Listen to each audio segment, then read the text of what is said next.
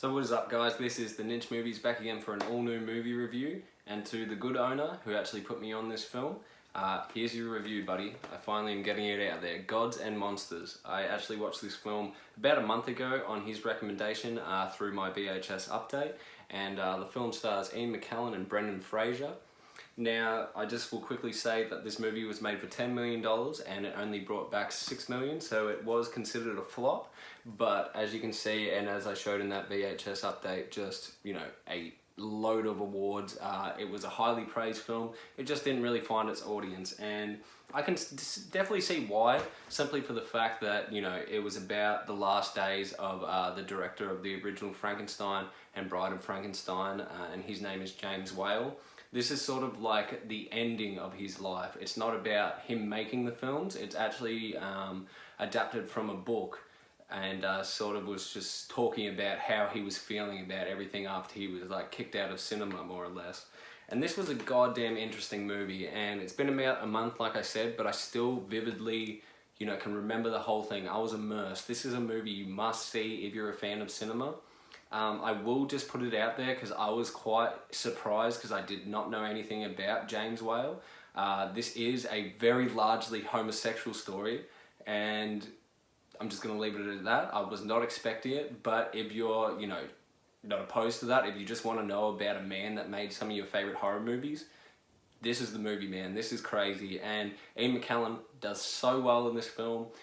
There's a lot of like twisted humor. He's obviously heading towards death's door, and there's a couple of jokes where he'll pretend to pop pills and like have the maid find him dead and stuff like that, and then it's just like a bit of dark twisted comedy that he does in his brain, because he really is at the point where he's like, I have nothing left.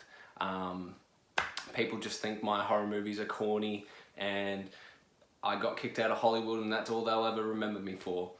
I did like how he saw Brendan Fraser, and at the start of the film he's just a groundskeeper for Ian McKellen's character, but then he sees something in him and he sees a lot of interest, and you know, I was getting nuances thinking at the start of the movie that he sees Brendan as Frankenstein's monster, and you know, it comes more evident later in the film that that is what he is thinking.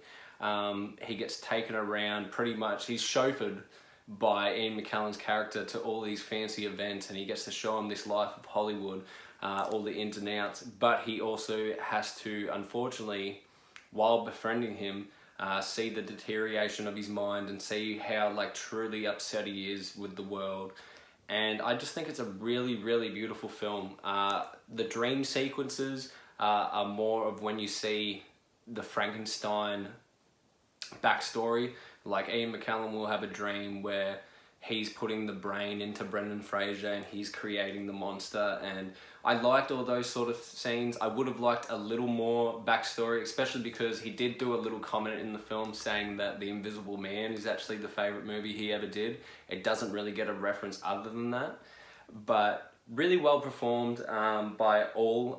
This is a very early movie for Brendan Fraser, and you know, perfect casting in my opinion, because I did not realise how square this man's head is. And the very ending scene, once, you know, some time has passed, and spoiler alert, you know, the main character dies, Brendan Fraser actually ends the film by walking like Frankenstein down the street, and I think it was like a perfect send-off. It was really beautiful. Yeah, just a really, really different biography type pick, if you will, because instead of showing the whole life, it really is just showing the deterioration of his last year, if you will, or even just a couple of weeks. I thought it was a beautiful movie though. There is some heavy homosexual scenes towards the end. I'm not going to lie, that could make a few people uncomfortable. The way that he approaches Brendan Fraser at a moment where Brendan's really trusting him and thinking he's getting somewhere with him, and then it's kind of like sexual assault on him, but Ian McKellen's doing it so that he will get a rise out of Brendan Fraser, knowing he's not gay, and hopefully kill him. Like, he is that over life, that's what he wants, and he's like, if somebody's going to do it, I want it to be my friend.